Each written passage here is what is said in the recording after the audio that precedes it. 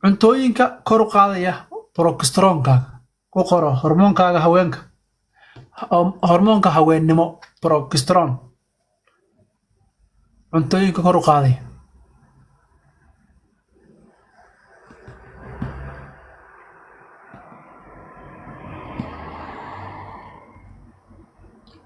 cuntooyinkaaga hormoonkaaga progesterone kor u qaadaya so cuntada ugu horeysa waxa weeye waa baradhada cunista baradhada fadlan hana dubin hana shiilin biyo ku kari kabacdina maqaarka sare ka qaad kadibna soos yara ku darso so baradhadii marka waa 3 nooc baradhada caadiga ah baradhada guduudan iyo baradhada macaan bataatiga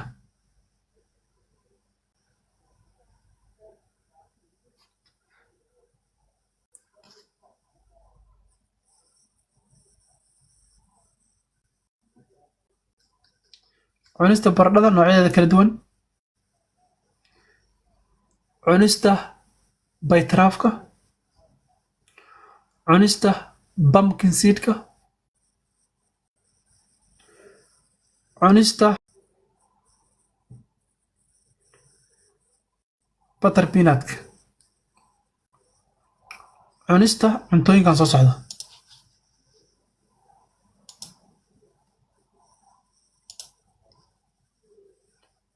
cunista dhammaan cuntooyinkan soo socda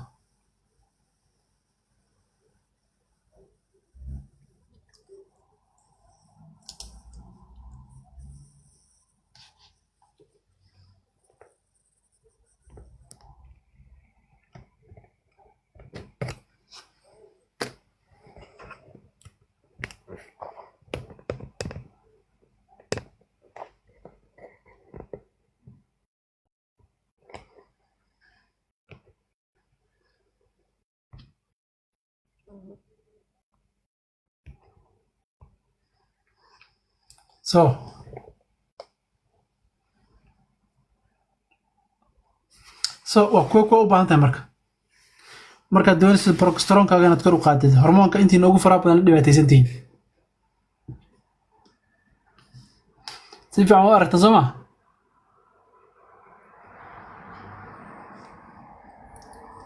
so midka ugu horreeya aad u baahan tahay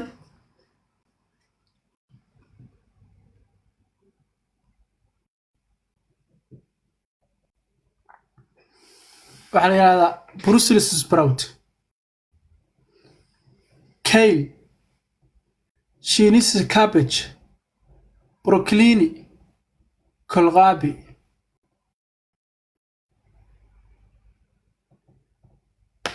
cabbage kohlrabi green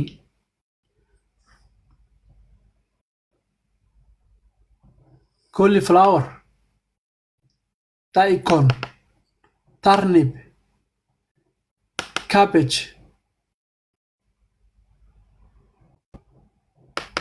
very important kaas rutabaga magacyada si sax ma u aragtaan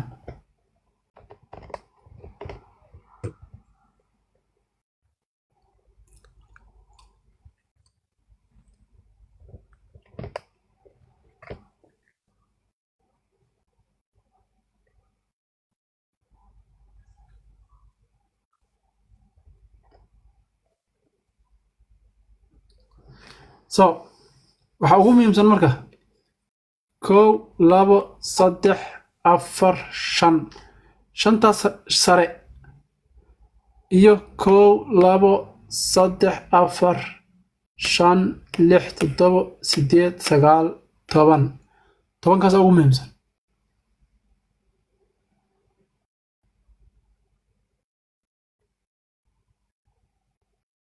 shaakir waa loo jeeda soo maa دكتور ولا كذا أو قرن cambihii babaygii oranjidii grape fruitkii citroonihii limetinku waxa weeyaan liinta greenka ah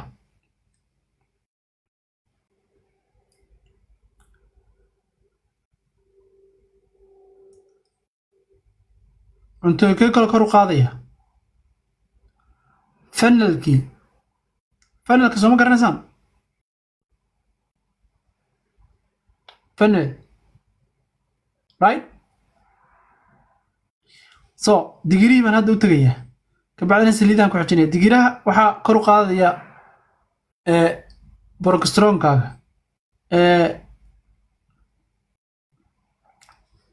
digirta loo yaqaano black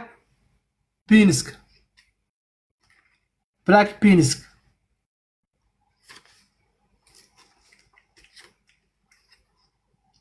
beanska ama digirteena caadiga ahayd kidney beanski digirteena caadiga ahayd guduudka ahayd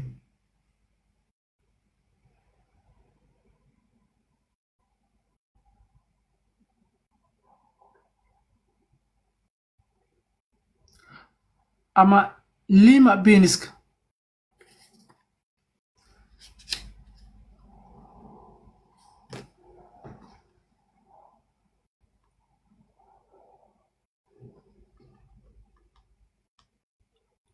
so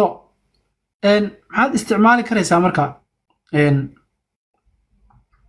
iniinihii maxaad isticmaali karaysaa waxaad isticmaali karaysaa flaxseed oil ama flaxseed ama line salmon sea salmonka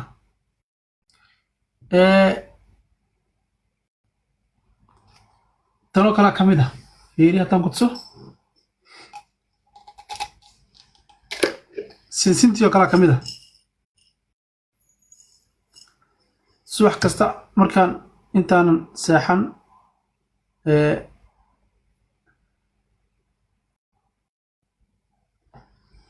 eeg taasaa ka mid ah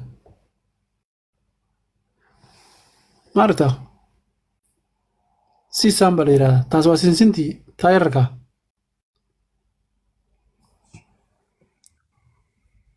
soo ma aragti ها taas waa sinsintii taasna waa salmon sea salmon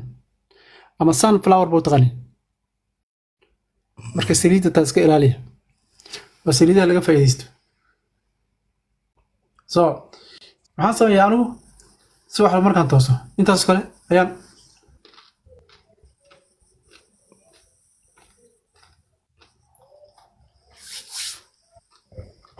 دكتور دقيقة سو الرضي مايو وقت دير استسعد بيه mar walba biyaa ku radinta anuu tayada waa radiyey kabacdina waan dibe soo ma jirtaad soo jagaga caleeda waan radiyey waan qalajiyey kabacdina waan dibe kaasay ugu jirtaa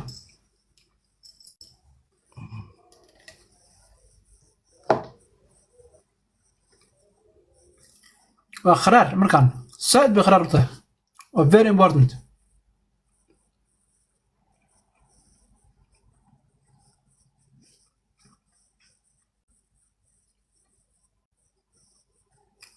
intaasoo dhan dheecaan baa iga soo da'aya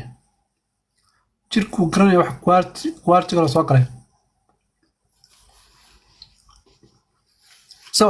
kaasi waa brogesteron aanu taga marka oestrogenkii inta ugu faraha badan kor buu idin yahay idinka oestrogen mar walba sababta stresskiina baan damoor stresskaagu badan yahay damoor oestrogenkaagu kor aadayo ku xisaabtan damoor stresskaagu hoos u dhacayo oo damoor oestrogenkaagu hoos u dhacayo progesteronkaagu kor soo kacayo bilcagsi so waxa ugu horeeya maxay yihiin marka kan lowsaska kor u qaada waxa ugu horeeya waxa weeyaan Brazilian nut almond cashew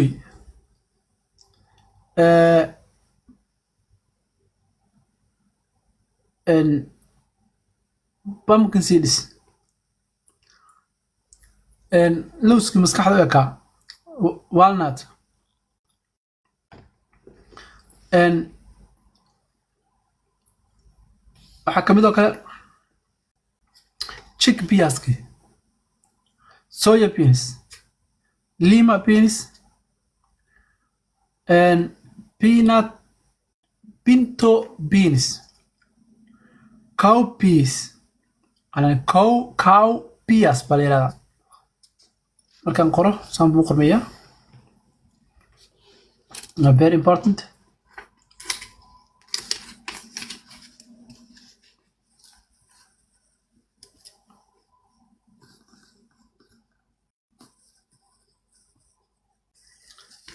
digir cad weeye waddankeena waa laga helaa waddamadana way taalaa cowpeas